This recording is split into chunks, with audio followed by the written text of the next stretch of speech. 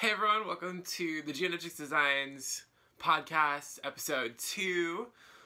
Today is some day in March. I think it's the 21st of March. Pretty sure.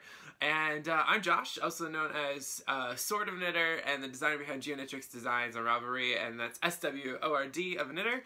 And welcome to the show today. It's been a while. I've been crazy busy, but like not busy at the same time.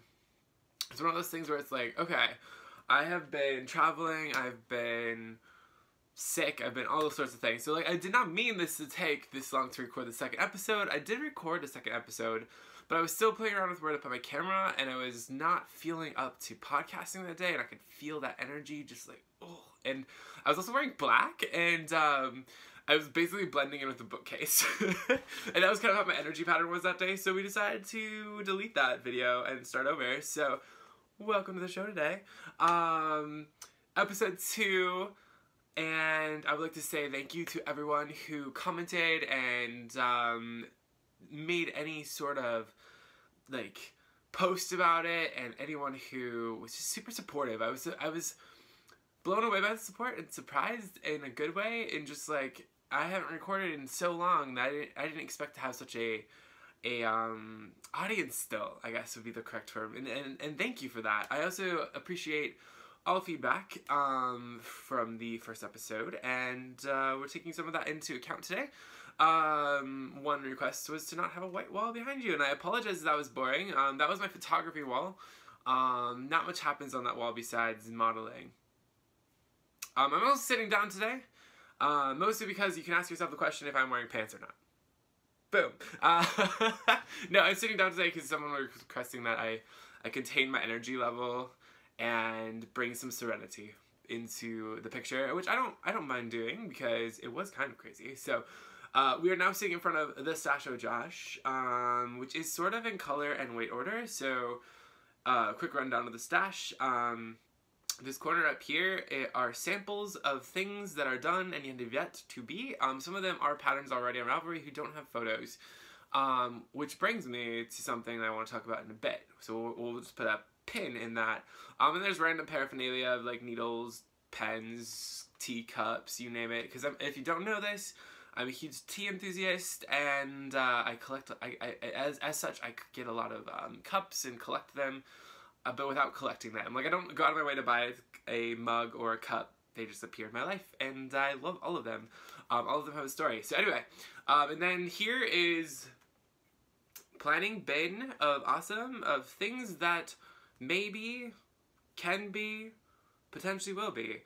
In this bag here, I have a beautiful color fade transition thing in there, which I don't know what to do with, and I have these random skeins that I was pulling out for a different project and didn't put them away yet. And then right behind my head you have lace weight by color order. There's not much in there for lace weight, and then you get into fingering weight. Fingering weight runs all the way to here, and it runs in color order. So, and then you go into like worsted, decay, and bulky, which I don't have much bulky. Even though I have like a sweater's quantity of bulky, it's not much bulky. And then you go into like hand spun. This is all my hand spun bin.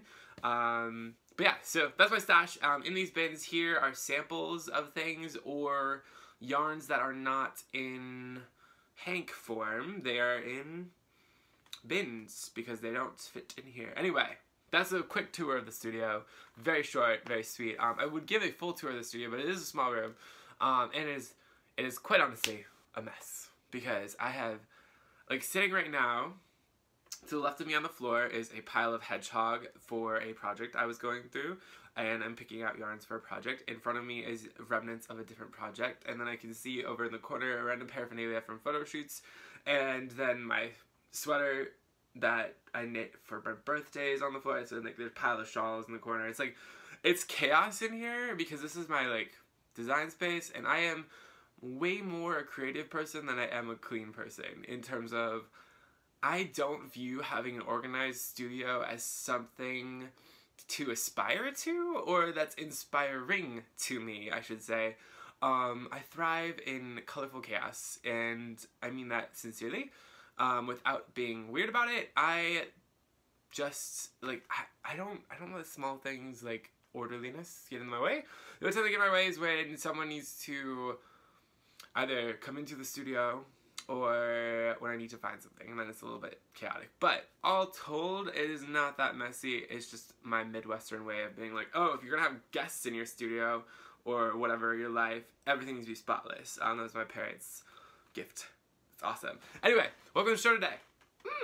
What have I been up to? I went to the Pacific Northwest for a Scrabble tournament, and if you don't know, now you know. I go to Scrabble tournaments as the Scrabble babe. Badger Man. I am his trophy husband. Hashtag trophy husband. And I go to his tournaments when he would like me to, or when I express interest in such things. And he plays Scrabble competitively. And I know so much about competitive Scrabble because of Rob, who is my husband, by the way, if you haven't caught on. He plays at a level that I describe it as professional Scrabble playing. He does not consider it professional Scrabble playing, but it is. It's competitive, it's professional level, like they pull words out that should not exist in the language, but they do exist because they are valid in Scrabble. So he is about, I think, 5th in the nation, in North America, I mean, something like that, and 13th in the world, something like that. Like, you can look up all of his stats if you'd like. But anyway, went there, I came back, got sick for 2 weeks. It was like miserable. I kept catching different things. Like, I would get over something and then just go right into another one and go right, and it was miserable. It killed all of my momentum to prep for a mystery shawl.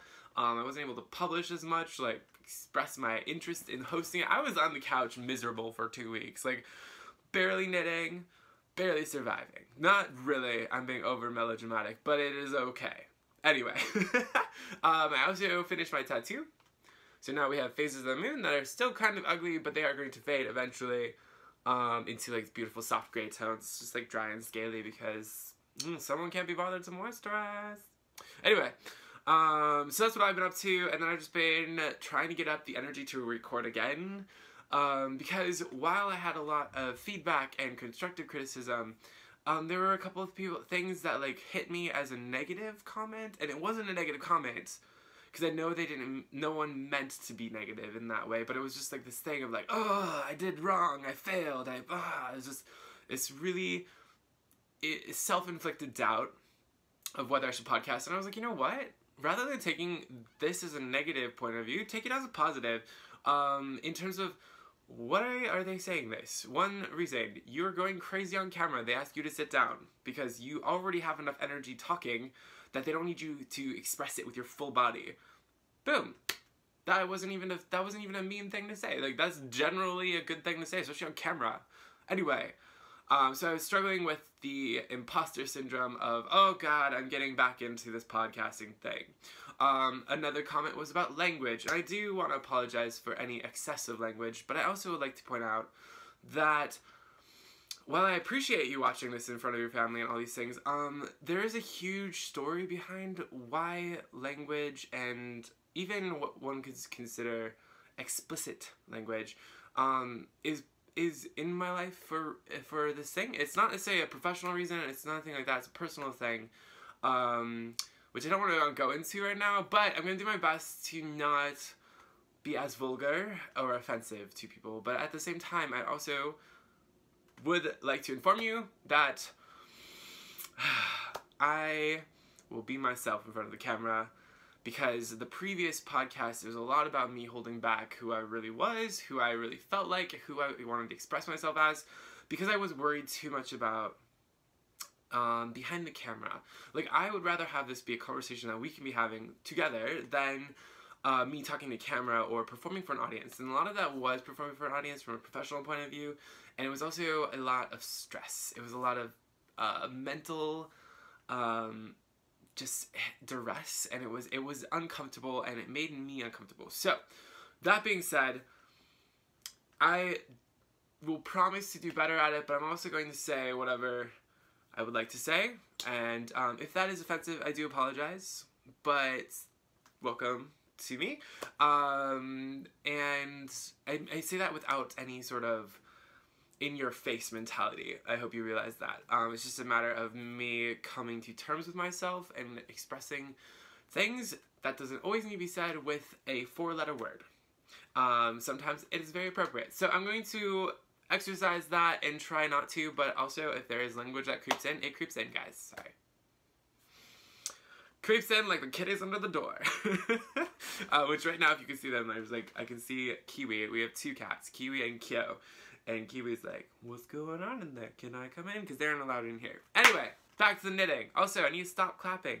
I remember this from when I first started podcasting way back when, and I would clap a lot, and it would just be this really loud, jarring sound. So I'm going to really attempt not to do that for you today. But anyway, welcome to the show. Knitting stuff. Let's talk about it. Cool. I just finished a project right before recording.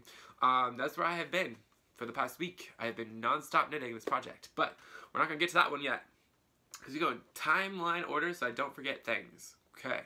So when I was in Portland, I finished the Oscillate Shawl, which is going to the Flying Needles down in Virginia, which I will be there in about 2 weeks, actually, a week and a half, teaching. Yay! I finished that sample, blocked it, sent it off to Susan. Susan opened the box and basically called me on the phone saying, "Holy shit!" And it was amazing. I loved it. It gave me validation in where I went with the design. Once I bound it off, I of course was in love with it. Like once I let myself trust myself in a design sense, things were good. And it was great. And it turned out beautiful, and I really love the finished product, and I cannot wait to get the shawl back in my collection. You would think that even with like 100 shawls in my capacity, I would be able to let one go, but no. Anyway, so I finished that. I finished a hat, which I also do not have because I sent that to a friend, but I did finish something you can see today. This is all in Portland. That weekend I finished an unnamed shawl.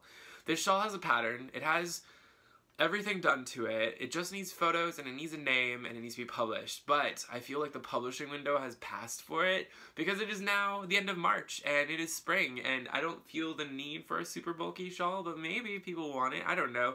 So I'm potentially going to hold this off until next fall or whatever, but who knows? Maybe I'll just publish it on a whim. But anyway, finish this. This was knit out of 3 skeins of Mad Tosh ASAP, and yes, it is beautiful, glowing neon awesomeness. So it's done with Dirty Panther, Edison Bulb, and Button Jar Blue or Glass Bottom Boat, either way. But it's 3 skeins, so 1 of each color. It's a funky little fun piece, and it has these quirky texture sections in them. It's all knit, but you get this cool slip stitch pattern, and then there's this really interesting, I don't know what to call this stitch, but I love doing it. But it was super fun, it was super fast, it was a nice palette cleanse. And it wears really nicely too. Like, it's just like, bam, look at that. Good to go. It took like 3 seconds.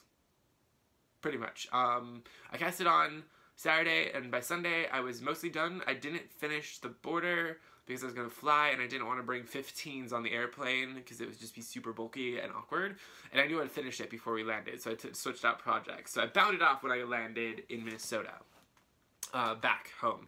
But yeah, so this is a shawl. It does not have a name yet, but it is super fun. I love the bulkiness of it. It's just like one of those things where it's like, I designed this too late in the season, maybe.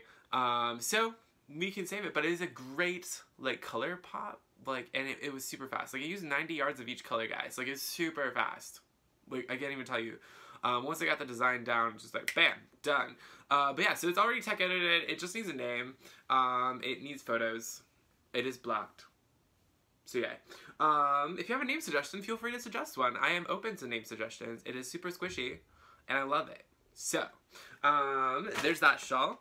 Next finished object, the lovely Diane of, Diane Ivy is her name, I believe, of Lady Di Yarns, sent me a beautiful package of her beautiful mini skeins, and was like, here, try these out. Tell me what you think. Maybe you design something with them. And I was like, of course, my friend, we can design something.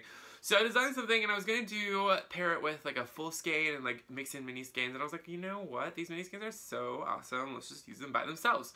So that's what we did. Or that's what I did. Not we. The royal we.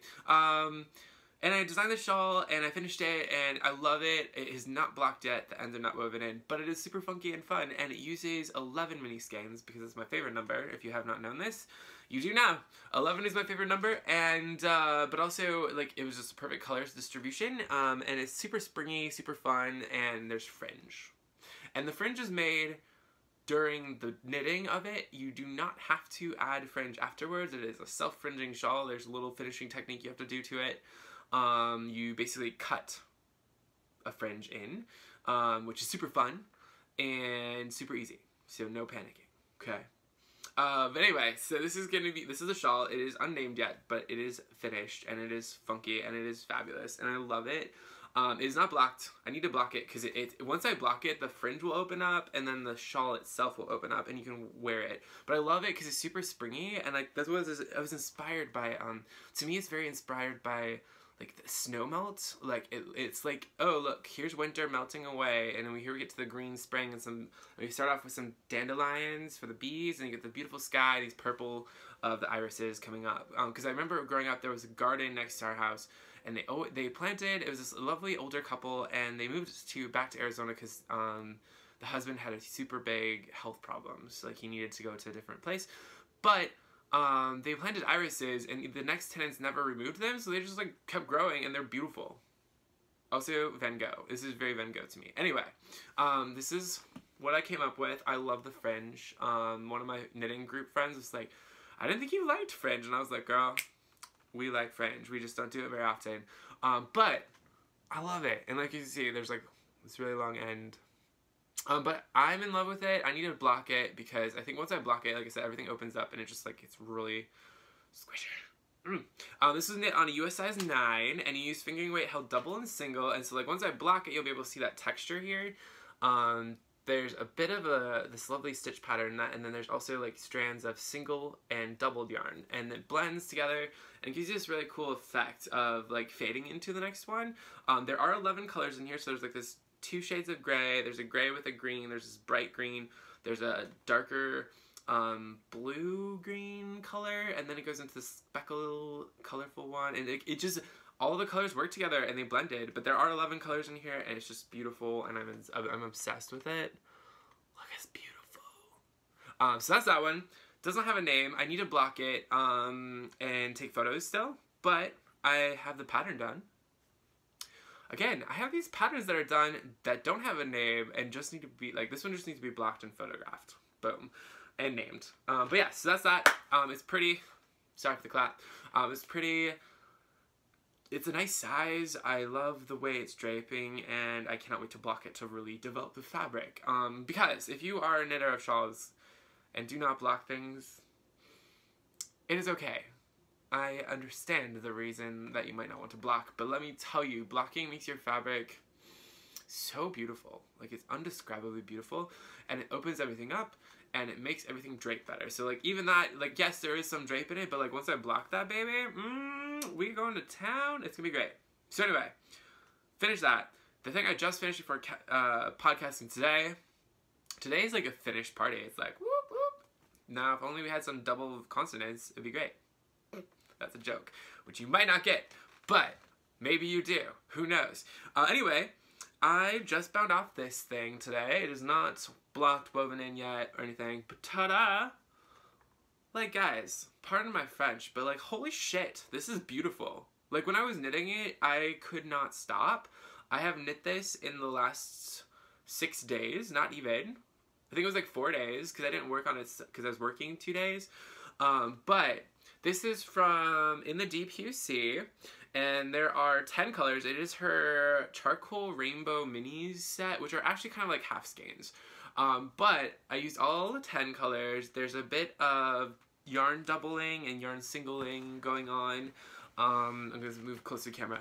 I love this technique right now, because all I've been wanting to do recently is knit chunky, funky, big, funky, quick things. Like, that's all I've been wanting to knit. But anyway, you can kind of see there's a little bit of eyelet work, but the cool thing about it is the border, which you actually knit as you go. It is knit from tip to top,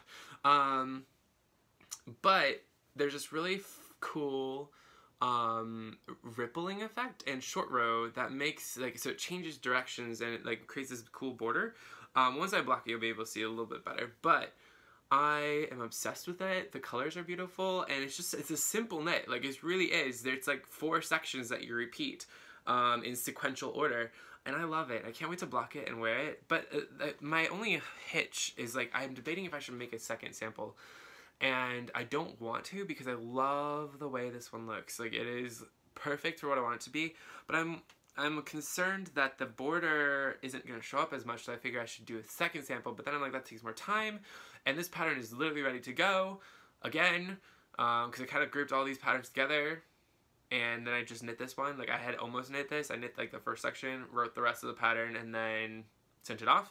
But I don't want to make a second sample because it's like that's like double the time, and I really want to move on to the next design project. But I love this. I absolutely love it, and I think you can see the border. But I'm trying to decide if I should make a second one or not, and use less colors or just have at it. But it's a funky shawl. Like, it's super fun. You use fingering weight, held doubled and single, and it's fun, and yeah. I'm torn. Like, I feel like it needs a second sample, but I'm also like, it's so beautiful right now, and you could do whatever you want with it. Like, you could use multiple colors, you could use one color. Like, if you had enough yardage for it, you could just do one color and hold it double and single and create that open work effect. And I think once it blocks, you'll be able to see that border, because, like, looking at it, like, on my knee right now, it looks great. So, like, once that opens up, you can kind of see it, I think. I don't know. I'm torn. I really don't want to make a second sample because I think that this color set is just stunning. And yeah, I might just do this, honestly. Thoughts? Let me know. It doesn't have a name, again, because I just finished it and it has not spoken to me and I have not seen it blocked or worn it yet. But it's gorgeous. Like you. Anyway, what's in progress? The only thing I have on my needles now, I have one more project that I didn't bring in with me. I don't think. No, I did not. Because I just finished that one. I have a project that I was kind of like thinking of ripping out and not finishing, but now I'm like, I'll probably finish that. Anyway, this is an update on my sweater that I'm designing. So this is my own design. I have the yoke done, and I did the body split. Yay! I did the mask for it, tried it on, fits awesome. I love the way it's looking, and I can't wait to like keep working on it, but here's the body of it. Oh, so here's the yoke, and that's the front. So that's the yoke. It's short rows. There's some ribbing, this beautiful ribbed collar that's just divine. And then this is some hedgehog and easy knitter from England. And I love it. Here's the sleeve separation. Once it definitely needs a block, and it definitely needs to like keep getting worked on, but I'm in love. So right now I'm on the body, and I'll try to show you. So the body, it's just a simple body. It's gonna have this, gonna keep the pattern going, the chevron pattern going, and have some simple purl ridges, but I'm in love with it. The sleeves, I cannot wait to start on the sleeves. So the sleeves are gonna have a stripe of, so one sleeve will have this, so this sleeve that I'm holding right now will have this color striping down the sleeve, and this sleeve will have the green striping down the sleeve. It's funky. This is the medium size in the pattern, and the pattern is sized for 6 sizes. So I've been doing the maths and work for 6 sizes, people. So there are currently 6 versions of this pattern on my computer. It is a lot of work, but sweater design, while being frustrating, is also quite rewarding once everything works. Like, you feel on top of a mountain, is how I describe it. But anyway, boom, there's that. I cannot wait to wear this. I'm going to try to finish it for, maybe for Yarn Over or something, because I'm teaching there. And that's knit out of, so it's knit out of Leading Moon Fiber Arts in their, I believe, steel colorway, and I believe that is their box office base. And then it's Easy Knitter Sour Balls Fidget is the base. And then it is Hedgehog, Fiber, Sock, and Siren, which was a club colorway. That's also held doubled. But those are all the works in progress. So now we get to talk about acquisitions this week, which is also going to lead you into the next project on Josh's Needles. I'm excited. So, first off, look at this bag. I am so stoked. If you have never picked out, or picked up, I should say, there's so much cat hair on here. cat hair and carpet hair. This is a Fringe Supply Company bag. I love Fringe Supply Company, like, with passion. This is my second bag from them, because I have not ordered many of them because I've stopped myself, but let me tell you, my cart has been quite full at times. Anyway, this is the camouflage one, and it has this lovely vegan leather handle, I think is what it is. It's a leather handle. I can't remember. I'm pretty sure it's vegan, but I can't remember. Anyway, it has a drawstring to close it up. And on the inside, there's yarn right now. But on the inside, you get these lovely pockets. So it's actually lined with a double, I'm gonna try it. Hold on, there's stitch markers. You don't want those to fall out. Stitch markers from Coco Knits, the best stitch markers you'll ever own. I am not sponsored by any of these companies, by the way. I just love my product, my tools. So anyway, this bag. So in the inside, there's a line. It's lined with the camouflage for the pockets. Oh my god, come on. Bag. You can really not see it. It's so dark. There we go. We'll just roll the bag down. Boom, boom, boom. This is their waxed canvas bag. Boom. So there's this lovely pocket with grommets. I'm not sure what the grommets are for. I think they're for yarn guides, maybe, which I will probably never use, only because I cut yarn and change color often, but I don't know. And then over here you have 1, 2, 3 like pen pockets, so they're good for like your needle case, a pair of scissors, and like a pen. And then here's a bigger pocket where you can put your like tape measures and stitch markers and stuff in, but I love it. You can also roll it down like this and make it a basket. Roll it back up. The cool thing about this fabric is that's going to show, like, as you use it, like, it'll show, like, wrinkles and stuff, which I think is great. But yeah, I got this in the mail, and I've used it so much already. Like, I cannot tell you. I love it.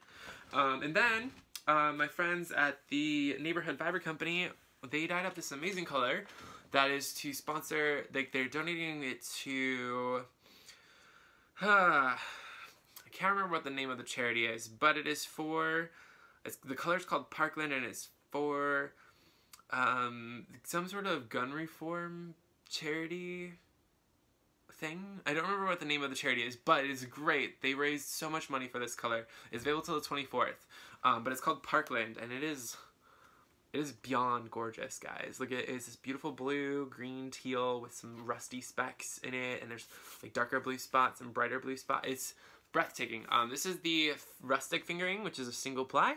And then I got 3 skeins of DK, which is for my next project, which I'm going to be winding right after I record this episode, because I'm excited. For a shawl, I got 3 skeins of DK. This is their Studio DK, which is 275 yards per skein. Guys and girls, run. This base is amazing, and the yardage put up, fantastic. Anyway, so I got the color Parkland, again, because it's freaking beautiful. Pair it with Edgewood, Neighborhood Fabric Company, boom, Edgewood, and then Thomas Circle, with beautiful gray. So this is going to be a shawl, and I cannot wait. DK weight shawl, because I am all about that base now, like, seriously, give me a shawl fast. But yeah, those are the yarns that I picked up this week in a bag and finished projects, or like over the course of this time that we have been separated. But anyway, that's the podcast today, and it's about a half hour, so that's good. Like, I was trying to shoot for less time, because then like my processing will take less. But you know what? There's a lot to catch up on, and I hope you enjoyed this episode. And if you didn't enjoy this episode, that's okay too. I love you all. Doesn't matter. It's cool. Anyway, that's going on. What's coming up in the next couple months, next couple months, I'm traveling to Virginia next weekend, not this weekend, next weekend, to teach at Flying Needles Yarn Retreat. I'm going to be teaching at Yarn Over here in April. That's here in Minnesota in April. That's put on by the Minnesota Knitters Guild. My classes have sold out, but you can always say hi and get a photo, get a pattern sign, do whatever you like. Just don't awkwardly touch me. Just kidding. Generally that's a rule of thumb, but just say hi. I love meeting people and I love chatting with people. And then in May, I've not posted about this yet on my Instagram, and I'm so sorry, Susan Post, Mrs. Post of A Good Yarn in Sarasota, is hosting a Knitters cruise, and I have been really lax in talking about it, but I'm going to be the teacher of this cruise. It's going to be a 4-5 day cruise to Havana. And I'm excited. I'm going to teach a group of knitters all about something, which I'm not going to talk about yet because I'm still figuring that out in terms of class, but it's going to be for a new shawl design. And then so that's in May. And then in June, I had the Zombie Knit Apocalypse retreat. This is year 6 for me, and that's also year 6 of the retreat. And I'm excited. I need to check if I'm teaching in class. I don't remember. Anyway, I think I am going to be teaching in class, but I haven't done the work for it. Like the application part of it. But yeah, that's what's going on in the next couple of months. And of course, all I'm going to do is design stuff. And I'm going to try to record more frequently because that's on my list to do too. I'm going to hopefully record, maybe I'll record some bits and pieces of my Virginia trip. I also have ideas for another episode. I want to do an episode that's all about the evolution of geoknittrix design / Josh as a designer. And I think it'll be fun. It will require a lot of editing, outfit changing, posing, but fun. I think it'll be fun. You're going to see everything from A to Z of what I've been doing. And then I also would like to talk about that pile up there that we never got back to. And all sorts of fun things. I'm going to be on Susan Dickerson, who is the owner of Flying Needles Yarn Shop. I'll be on her podcast next week. I'm going to be filming with her and the 3 Irish girls and Marie? Is that your name? I think it is. I can only remember your Instagram handle right now. But anyway, Olive Knits is she's a fabulous sweater teacher, and I'm blanking on your name, but I'm pretty sure it's Marie. She's also going to be on there too. So you're going to see me interact with other knitters. Hopefully I'm not some giant, ridiculous, pompous ass about it, but I don't think I will be. If anything, I might be a little bit overenthusiastic or really tired. Those are the 2 options, because I'm flying really early that morning. But anyway, I'm gonna let you go. I'm rambling. I love you all. Have a great time until I see you again. And remember, always be true to yourself and be that colorful, because you can do it. Even if your color is not as colorful as you see others, be yourself. That's all that matters. Just be yourself. And I love you. I will see you next time on the podcast.